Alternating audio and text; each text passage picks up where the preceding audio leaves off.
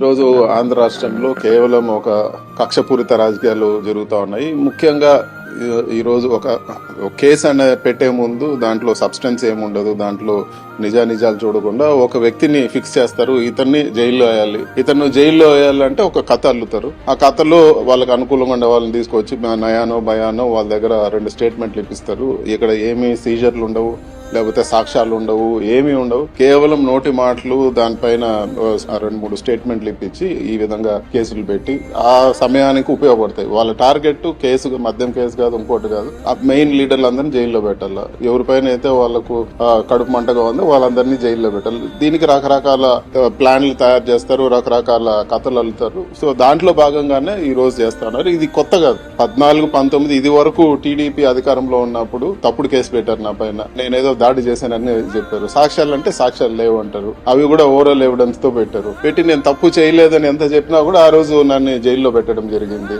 అప్పుడు కూడా మళ్ళీ అదే ఎవరైతే తప్పుడు సాక్ష్యాలు ఇప్పించారో వాళ్ళే వచ్చి కోర్టులో చెప్పారు ఇవన్నీ కూడా తప్పుడు సాక్ష్యాలని, ఆ కేసు కొట్టేయడం జరిగింది. సో ఆ రోజే నేను చెప్పాను ఇది తప్పుడు కేసు అని చెప్పి. మళ్ళీ ఇప్పుడు తెలుగుదేశం అధికారంలోకి వచ్చింది. సో మళ్ళీ ఈ రోజు అరెస్ట్ చేసే పరిస్థితి ఉంది. వీటన్నిటిని ఫేస్ చేయాల్సిన పరిస్థితి ఉంది. రాజకీయాల్లో నిలదొక్కాలంటే ఇలాంటివన్నీ ఎదుర్కోవాల్సిన పరిస్థితి ఉంది. అరెస్ట్ కు జైల్లో భయపడుతున్నారా? భయపడితే రాజకీయాల్లోకి రాలేం కదా. సో భయపడే ప్రసక్తే లేదు. భయపడేట్టుగా ఉంటే రాజకీయాల్లోనే ఉండిండను. ఖచ్చితంగా ఇవన్నీ ధైర్యంగా ఎదుర్కొంటాము. భయపడే ప్రసక్తే లేదని ఇప్పటి వరకు నేను 10 సార్లు చెప్పాను, ఇప్పుడు కూడా చెప్తాను. ఇవన్నీ ఎదుర్కొని ఒక బెటర్ పర్సన్ గా బయట వస్తానని చెప్పి కూడా నేను తెలియజేస్తాను.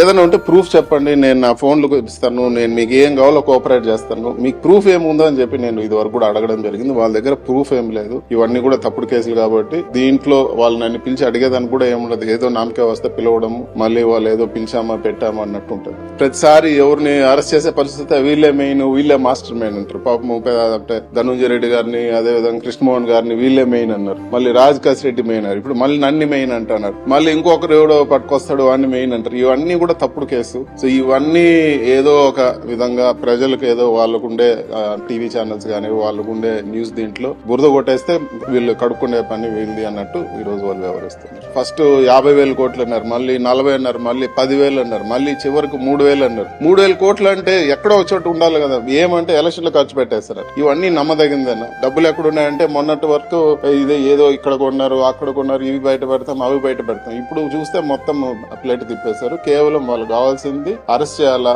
ఇబ్బంది పెట్టాలా, అంతవరకే ఈ కేసు గానీ దీనికి ముందు పోయే పరిస్థితి ఉండదు. కేవలం కక్ష సాధింపు చర్యల్లో భాగంగానే ఈ కేసు పెట్టారు.